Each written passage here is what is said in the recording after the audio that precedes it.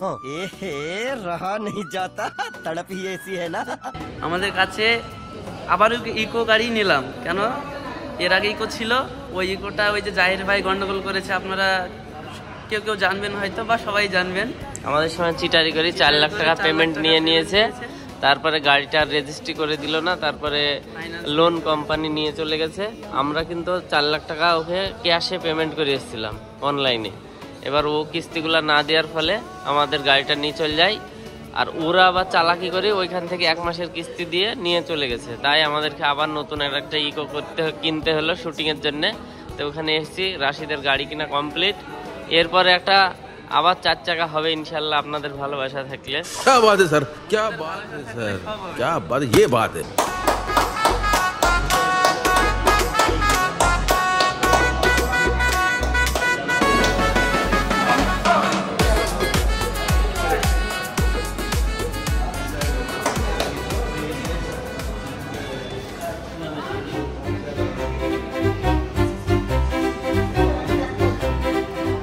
এই যে আমাদের গাড়ি এই যে দাঁড়িয়ে আছে।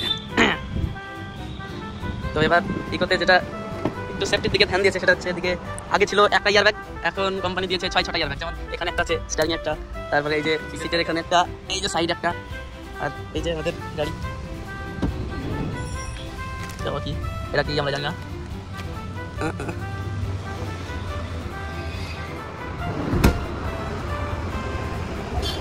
ওই নাম্বারটা দেখতে গেল।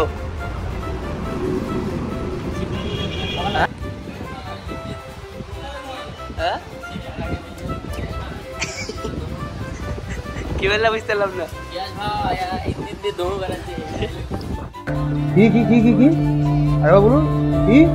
গ্যাস ভাই ইঞ্জিন দিতে ধুম বেড়াচ্ছে, সেই গ্যাস ভাই আমাদের ইকোর এবার নাম্বার প্লেট, ইঞ্জিন পুরোপুরি শেষ। এবার নাম্বার হচ্ছে, নাম্বার লাগানো হবে। নাম্বার লাগানোর পরে গ্যাস ভাই ইঞ্জিন পুরোপুরি শেষ। কুলিং টুলিং সব ঠিক আছে, অল ওকে। কি নাই এই যে ইঞ্জিনটা ঠান্ডা করার জন্য রেডিয়েটরটা একটু আগের তুলনায় একটু বড় আছে, আর ওইটার থেকে একটু অনেকটাই বড় আছে। আর সেইটা ওই গাড়িটা কিনি প্রথম দিন আসার সময় কি হয়েছিল সেটা বলো। আসার দিন কি বলতো, আমরা অতটা জানতাম না, এমন কিপ্টির গাড়ি ছিল সে গাড়ির জীবনে। বল না।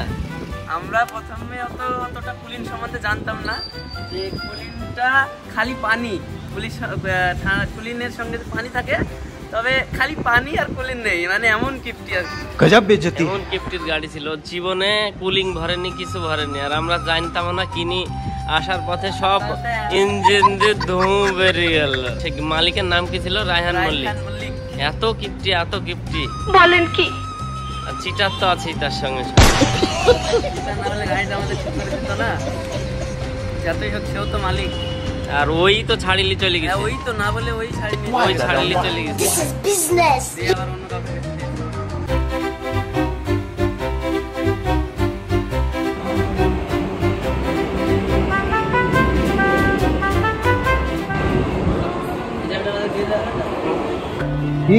কি আরে বলুন কি।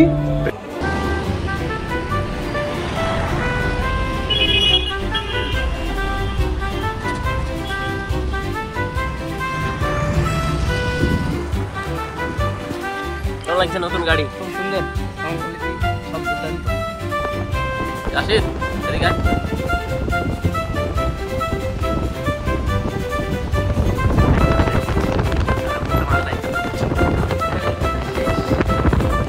শোনা গো, আমার খুব কষ্ট যে বলো।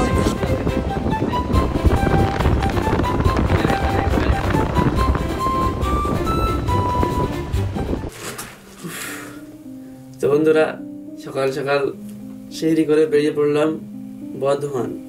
তো বর্ধমান আমরা কেন যাচ্ছি সেটা একটু পরেই আপনারা জানতে পারবেন। তো এখন যাব গিয়াস ভাইয়ের বাড়ি। গিয়াস ভাই, তারপরে তন্ময়দা, ওদের দুজনকে নিয়ে যাব আমরা বর্ধমান। তো ওদের সঙ্গে করে আমরা বলছি যে বর্ধমান কেন যাচ্ছি, একটু ওয়েট করেন, বুঝতে পারবেন। চলুন।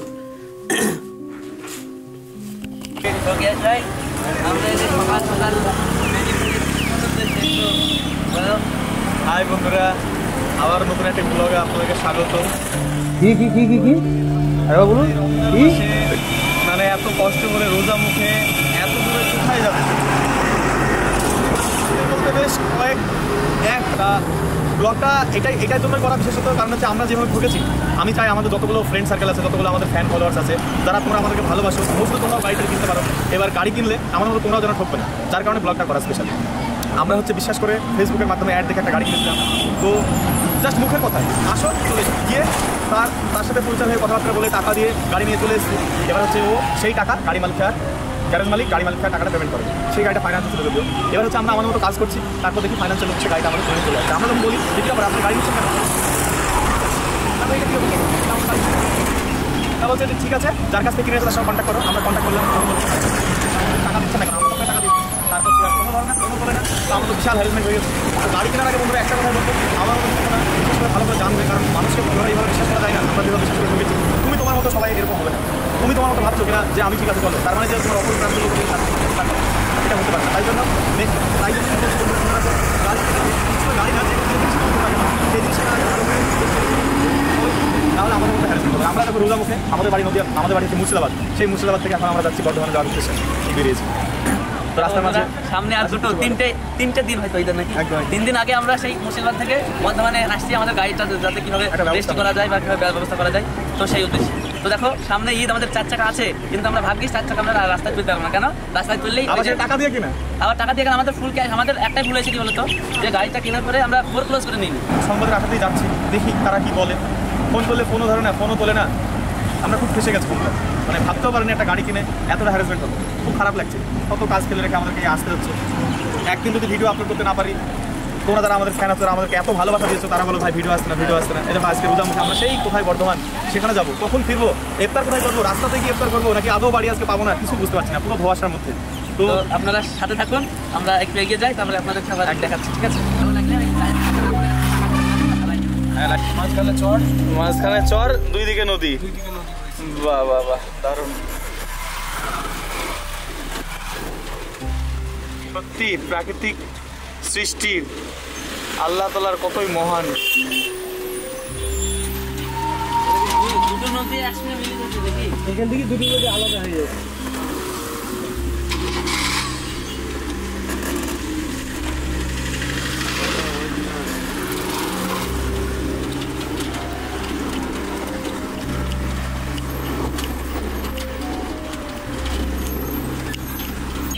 হাই বন্ধুরা, আবারও ছোট্ট ব্রেকের পর চলে আসলাম।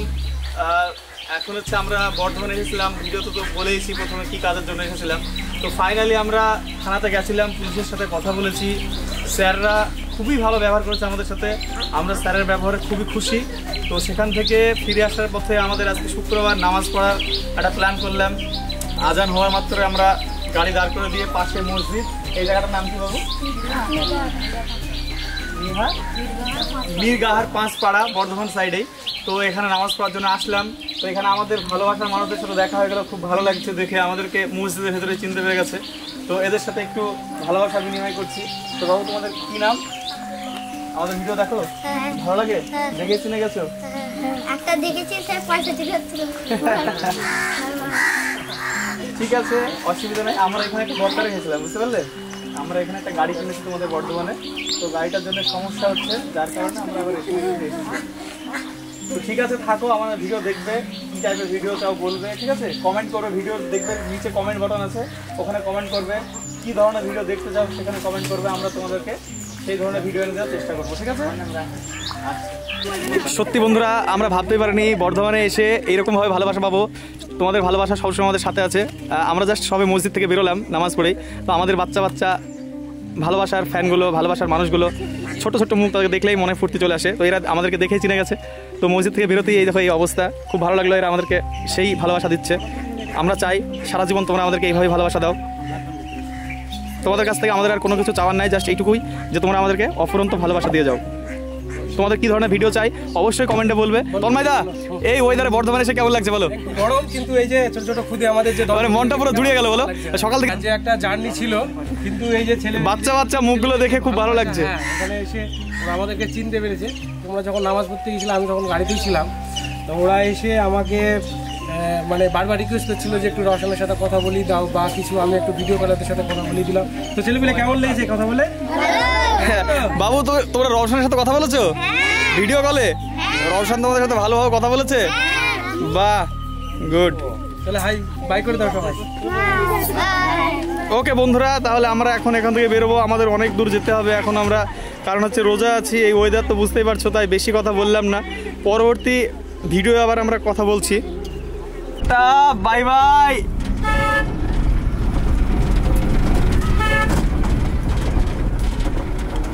সত্যি বন্ধুরা, বর্ধমানে এসে আমাদের ভালোবাসা মানুষগুলো এখানেও আমাদেরকে এভাবে চিনে ফেলবে ভাবতে পারেনি। খুব ভালো লাগছে আমাদের, যতটা ক্লান্তি করে আসলাম, জার্নি করে আসলাম, এই বাচ্চা বাচ্চা মুখগুলো দেখে না ততটাই ভালো লাগছে এখন। বর্ধমানের পরিবেশটাও খুব সুন্দর এই যে, কিন্তু বুঝতে পারছি না আমাদের সাথে জাহির ভাই কেন এরকম করলো। বাকি সবই ঠিক আছে, পরিবেশগুলো অসাধারণ, জাস্ট অসাম, সবুজ গাছপালায় পুরোটা ঘেরা। এত সুন্দর যে মানুষের ব্যবহার, এখানকার মানুষের কি বলবো এই ব্যাপারে একদম একদম যে মানুষ এত তোমার রাশিদ ক্যামেরার দিকে তাকিয়ে বলো, কি বলতে চাইছো ক্যামেরার দিকে তাকিয়ে বলো। এই যে মানুষের ব্যবহার দেখে কেউ বুঝতে পারবে যে এরকম ব্যবহার করবে কেউ? একদমই তাই। এই হিসাবেই তো আমরা এনওসি না নিয়ে গাড়িটা নিয়ে চলে গেছিলাম। একদমই তাই, মানে মানুষের সত্যি এখানকার মানুষের ব্যবহার এত ভালো আর আমাদেরকে এত ভালোবাসা দিচ্ছে, তা আমরা কি করে বুঝতে পারবো যে জাহির ভাই আমাদের সাথে এরকম করবে। তো জাহির ভাই, তুমি যদি আমাদের ভিডিও দেখো তাহলে কমেন্টে বলো কেন আমাদের সাথে এরকম করলে, ঠিক আছে? কারণ হচ্ছে আমরা তো তোমাদের কাছে কোনো ক্ষতি করেছিলাম না, বিশ্বাস করে তোমার থেকে গাড়িটা কিনেছিলাম। একটাই রিকোয়েস্ট জাহির ভাই, তুমি যদি আমাদের ভিডিওটা দেখো তাহলে তুমি কমেন্টে অবশ্যই জানাও আমাদের সাথে কেন এরকম করলে। এমনটা নাও করতে পারতে। এই যে রৌদ্রের, প্রখর রৌদ্রের মধ্যে রোজা মুখে এত কষ্ট করে আসা, এত দূর থেকে জিনিসটা তুমি একটু ফিল করো, এটা আমাদের সাথে নাও করতে পারতে। আজকে 1 বছর হয়ে গেল গাড়িটারে, 1 বছর বেশি হয়ে গেল তোমাকে হাতে পায়ে ধরি। তুমি বলেছো যা পারিস করলিস, তোদের বাড়ি মুর্শিদাবাদ, আমাদের বাড়ি বর্ধমান, তোরা কি করবে আমার এরকম দিয়েছো। আমরা নাবালক ছেলে, বাচ্চা ছেলে,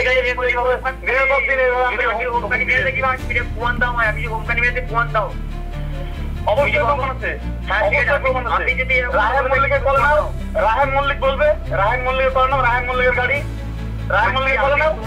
আমি কাউকে চিনি না, আমি কাউকে চেনো না। গাড়িটা যখন তখন তুমি সবাইকে চিনতে, তোমার গাড়ি তোমায় আমি চিনি ভাই। টাকাটা যদি তোমার হাতে কি করতে ভাই?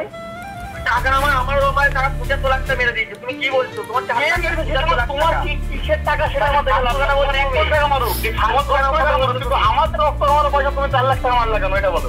কার হাওয়ার টাকা? তোমার রক্ত হাওয়ার টাকা, আমাকে হাওয়ার টাকা নাকি? হ্যাঁ কেন, আমার কি হারামের টাকা নাকি?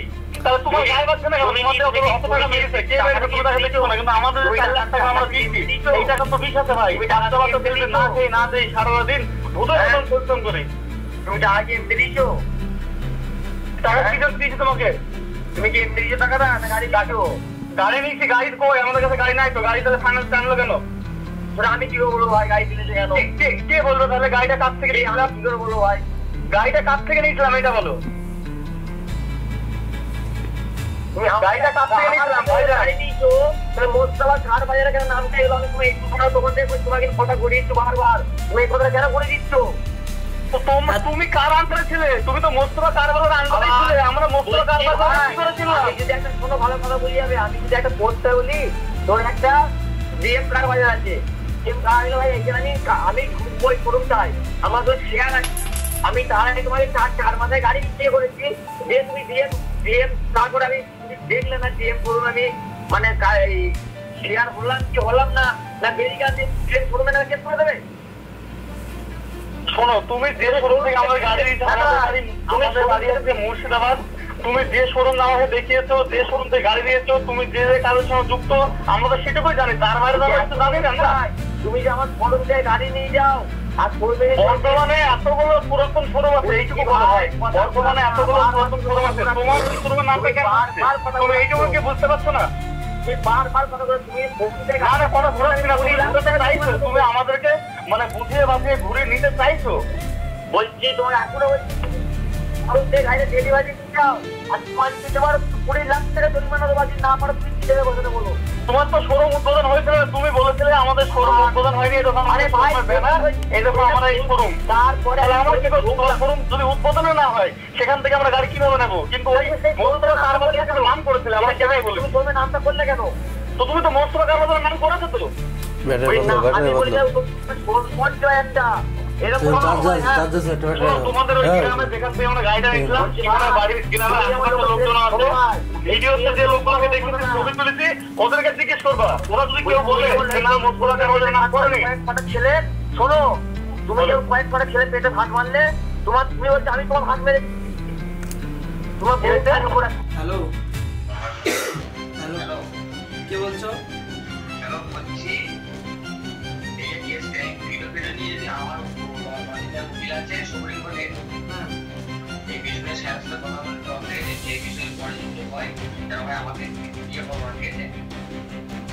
তুমি কে বলছো বেশ বুঝতে পারলাম না। জাহির ভাই,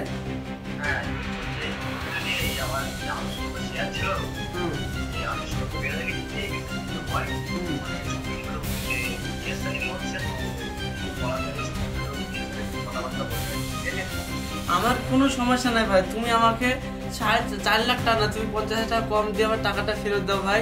আমি আমার ভিডিও আমি ডিলিট করে দেবো, তোমাকে বলছি তো। না আমি ভাই তোমাকে আমি বলি, তোমাকে আমি স্ক্রিনশট মেরে দেবো যে কতবার ফোন করেছি।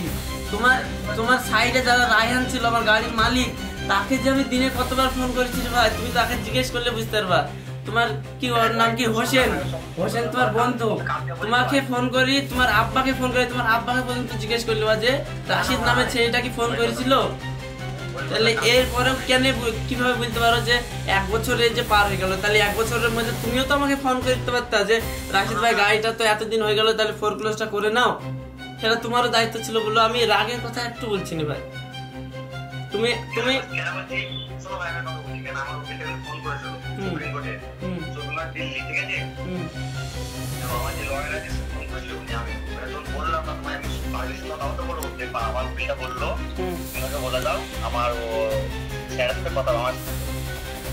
কথা বলছি আমার নিজের নাই, মানে আমি শুনতে বের হয়ে গিয়ে তারা তো এই ভিডিও করে শুনবে না, তারা কেস কাভার করলে আমি তোমার একটু আগে তো বলে দিচ্ছি ভাই, আমার সাথে তোমার ঝগড়া আমার সাথে আমার সাথে ভাই, তারা যদি করে কিছু করে ভাই আমাকে কিছু বলো না, তোমার সাথে আমার যদি কিছু করাতে আমাকে কি করো।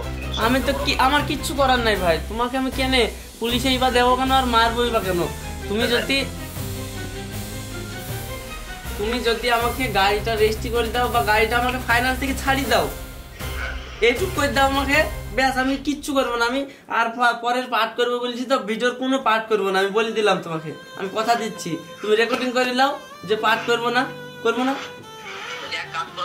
হ্যাঁ সুপ্রিম কোর্টে যে উকিল আছে আমার উকিল আছে সুপ্রিম কোর্টে, আমি তার নম্বরটা কালকে দেবো। কথা বলো, মানে সব কিছু মেল করে দিয়েছে ডিএসপি কে, তারপর তোমার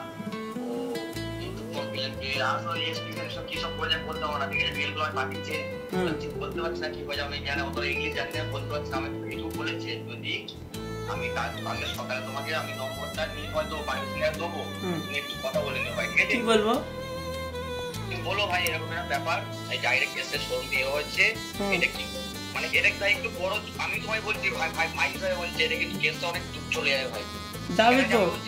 আমি সব ক্লোজ করে দেবো। আমি বলছি যে আমি পুলিশকে ইনস্ট্যান্ট ক্যামেরার সামনে বলবো, যে পুলিশকে আমি গিয়ে বলবো যে ভাই আমার মিটে গেছে, জাহির ভাই আমাকে টাকাটা ঘুরিয়ে দিয়েছে বা গাড়িটা ফেরত দিয়ে দিয়েছে, আমি বলে দেবো। আমি আবার ভিডিও করে বলে দেবো যে জাহির ভাই আমাকে সব কমপ্লিট করে দিয়েছে, জাহির ভাইকে আর কেউ ছোট করো না, আমি বলে দেবো। কিন্তু আমাকে ভাই আমার টাকাটা ব্যবস্থা করে দাও, আমার কিচ্ছু বলার নাই।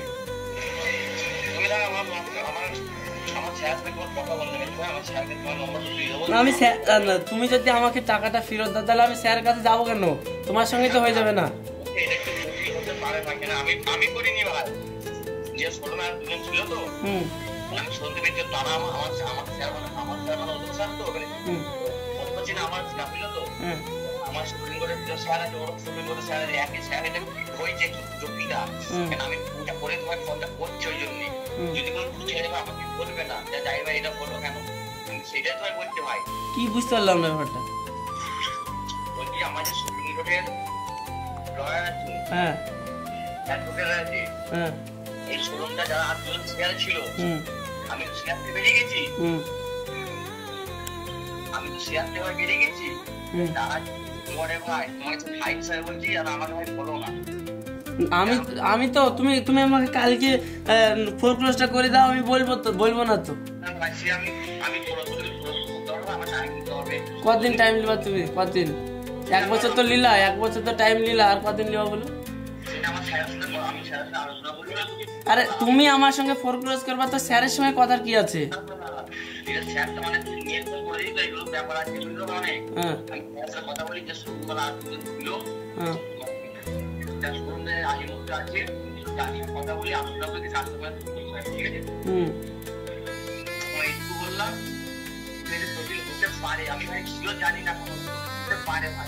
জটিল হলে আমি যদি বলি যে ভাই আমার কোনো সমস্যা নাই, আমি আর হয়ে গেছে ঠিকঠাক, তাহলে কেউ তোমার সঙ্গে ওপর চাপ করবে না, তুমি আমাকে টাকাটা দিয়ে দাও।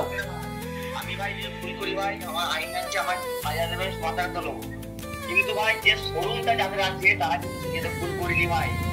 তাহলে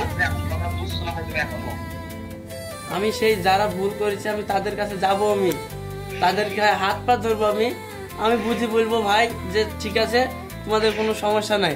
তাদের নাম আমি করিও নি, যারা শোরুমে দ্বিতীয় যারা আছে তাদের নাম আমি একবারও করিনি, খালি তোমার নামটাই করেছি, কারণ তোমার সঙ্গে আমি গাড়িটা নিয়ে এসেছি।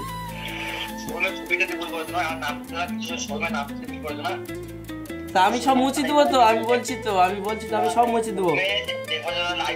ওরা নিজস্ব আমি বেরিয়ে যাওয়ার পর শুনতাম নাকি আমি ভাই অনেকটা লস 70-80 লাখ থেকে বেরিয়ে চলে এসেছি, এখন শুনলাম নাকি শোরুমে নিজস্ব লাইসেন্স আছে, শুনলাম আমি, আমার শোনার কথা, শিওর আমি জানি না।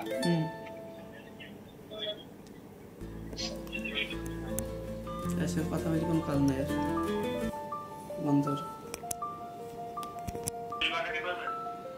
দেখো ভাই কারণটা আমার বেড়াচ্ছে, কারণ এই যে 4 লাখ টাকা ইনকাম করতে কত কষ্ট ভাই, পুরো দিন 3-4 টাকা আমি ঘুমাইনি জানো।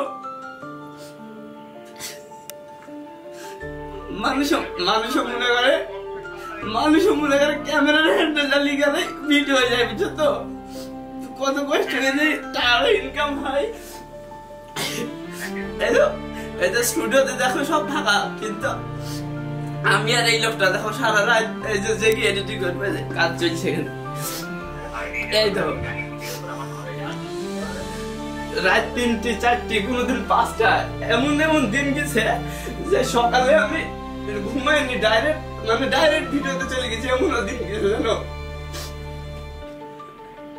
এই যে রক্ত কামানো টাকাগুলো দিয়ে গাড়িটা কিনলে এসে লোকে 1 লাখ টাকা দিয়ে গাড়ি কিনলে এসে সেই গাড়িতে চলে বেড়াচ্ছে, আর আজকে 4 লাখ টাকা ফুল পেড করে এসে আমার গাড়ি ফাইন্যান্সিয়ালি চলে যাচ্ছে। খালি কি আমরা বোকা ছিলাম যে ফাইন্যান্সে আমাদের যাইতাম না, গাড়িটা নিয়ে এসে ভুল করে ফেলছি, এটাই তো। জাহির ভাইকে ফোন করেছিলাম, তোমরা দেখতে পেলাম কি ব্যবহার দেখাইলো। ও যে 1 বছর ধরে তোমার ই করছে, কি বলতো নামটা ট্রান্সফার করে দিচ্ছে, সেটা হওয়ার কোনো সমস্যা নাই, কিন্তু আমি যে ওর সম্বন্ধে ভিডিওটা করেছি এটাই আমার সমস্যা। তো বন্ধুরা দেখো তো, যদি আমার এখানে ভুল হয়ে থাকে তোমরা একটু জানাবা।